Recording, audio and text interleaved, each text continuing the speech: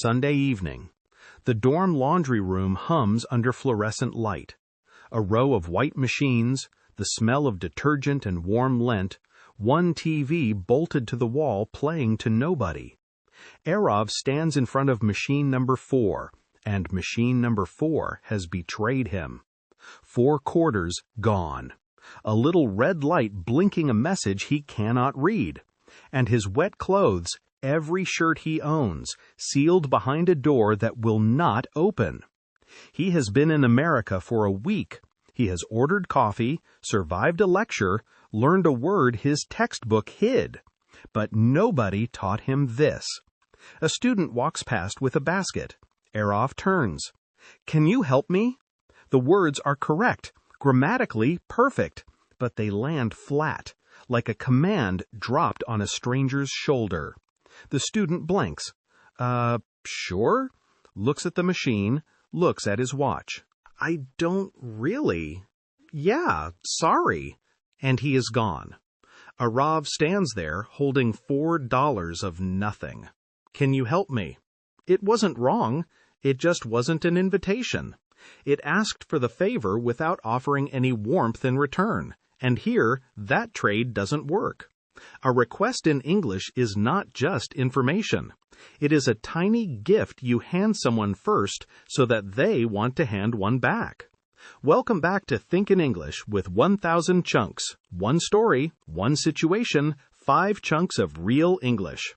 This is Aarav, week 1 in California, and today he learns the hardest sentence for a proud person to say, "Help me," and the 5 ways Americans say it so that people actually want to.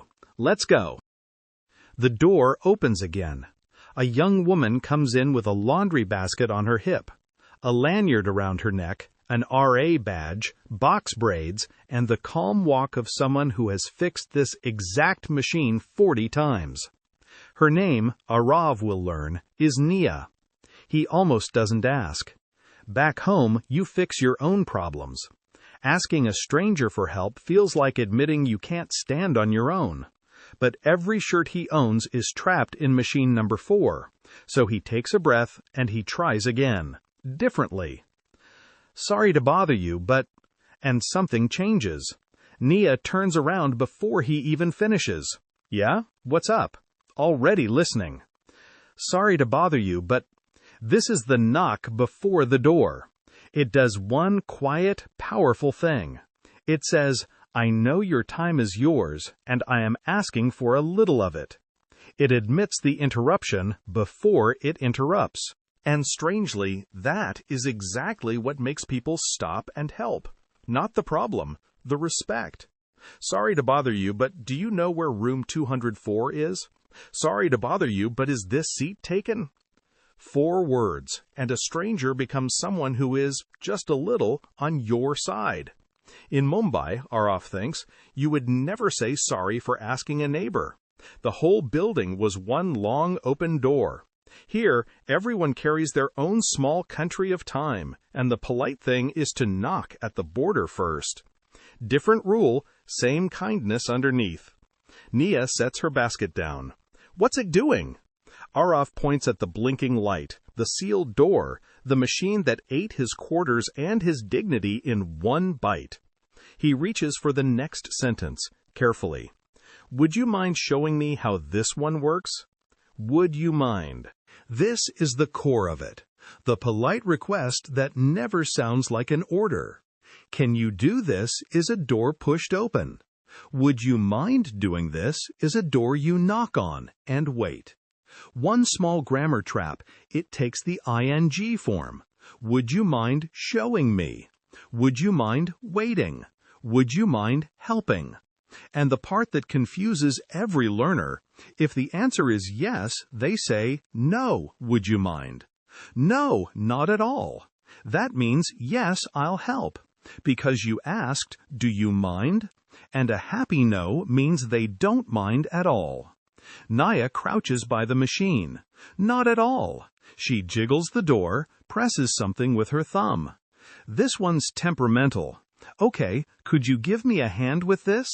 She nods at a heavy basket. "Could you give me a hand?" The casual cousin, give me a hand, help me, but lighter, friendlier, the kind of help you ask a friend for. Could you give me a hand moving this? Give me a hand with the door. And notice what just happened. Aarav asked for help, and 2 seconds later, he was giving it. That is the secret nobody tells you about favors here. They do not run in one direction. You help, you get helped. The hand goes both ways. The door pops open. Aarav's wet clothes rescued. But there is still the matter of 4 quarters, swallowed and gone. This is a bigger ask. Not show me a button.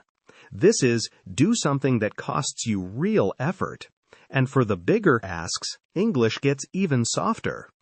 Is there any chance, Aarav says slowly, you could help me get my money back? Is there any chance? This is for the requests you are not sure you are even allowed to make. It leaves the door wide open for a no. It says, I know this might not be possible, and that is okay. Is there any chance you could cover my shift? Is there any chance we could move the meeting? The bigger the favor, the looser the sentence. You are handing them an easy exit, and strangely, that makes them more likely to say yes. Nobody wants to help someone who assumes. Everybody wants to help someone who asks. Nia pulls a small key from her lanyard. For the coin thing? Yeah, there's a form. I'll show you. Happens all the time. She starts the wash again, free of charge, with a shrug that says, this is just Sunday. And Aarav notices the strangest thing. The smaller he made himself in the asking, the bigger she was willing to be in the answering. The question that left her the most room to say no was the one she said yes to the fastest. Back home, he would have insisted, argued, refused to be a burden. Here, the burden dissolved the moment he stopped pretending he didn't have one. The wash will take 30 minutes. The dryer, 30 more. You can't just stand here breathing detergent for an hour, Nia says, tossing him a look. Come on, I have to check the mailboxes anyway. They step outside. The evening is warm, the way San Jose evenings just are, for free. The path between the dorms glows under low lamps. Somewhere, a skateboard rattles over a seam in the concrete and stops. Aarav walks a little behind her, then beside her, and says the thing his mother taught him, in a different language, a long time ago. I really appreciate it. And then, because it is simply true, that's a huge help. I really appreciate it. That's a huge help. These are not just polite noises to fill the air. They are how you close the circle. A favor here is a gift, not a payment. And when someone gives you a gift, you do not pay them back. You thank them in a way that says, I'll be here when it is your turn. That's a huge help. You just saved me. I owe you one. Say it and mean it, and something quietly happens. The person who helped you once becomes the person who will help you again.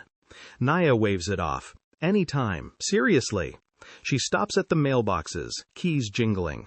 Just find me if number 4 eats your money again. It will. She grins. It's a menace.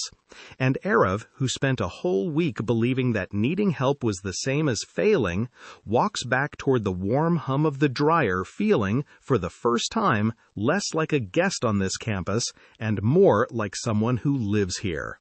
Someone who knows an RA now. Someone with a person to find. Later, the dryer done, his clothes warm in the basket, Aarav does not go straight up to his room. He sits on the front steps of the dorm, the basket beside him giving off heat like a small sleeping animal, and opens the notebook. Page 6. Real English. 5 ways to ask for help so that people want to give it.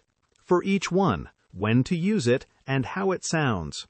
Listen and repeat in your head. 1. Sorry to bother you, but.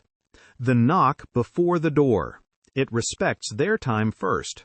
Sorry to bother you, but do you have a minute? 2. Would you mind plussing? The polite request that never sounds like an order. And remember, not at all means yes. Would you mind helping me? 3. Could you give me a hand? The casual one, for friends. Could you give me a hand with this? 4. Is there any chance? For the big asks. It leaves the door open for a, is there any chance you could help? 5. I really appreciate it. That's a huge help. The close. It turns one favor into the next one. 5 chunks. One broken machine, one whole way of asking. Yours now. Today, Aarav said, "Can you help me?" and a stranger walked away. Then he learned to ask, really ask, and a stranger became a name he knows. Next time, a group project. Sophia is back. A deadline is coming, and a professor asks Aarav a question he does not know the answer to. I don't know is about to become something much smarter. I'm not sure, but let me check. Now open the comments, pick your favorite chunk from today, and write one sentence with it. Your sentence, your English. I read every single one. Subscribe so you don't lose Aarav on his way to 1,000. See you in episode 7. And remember, needing help isn't failing. Asking well is a skill, and now it's yours.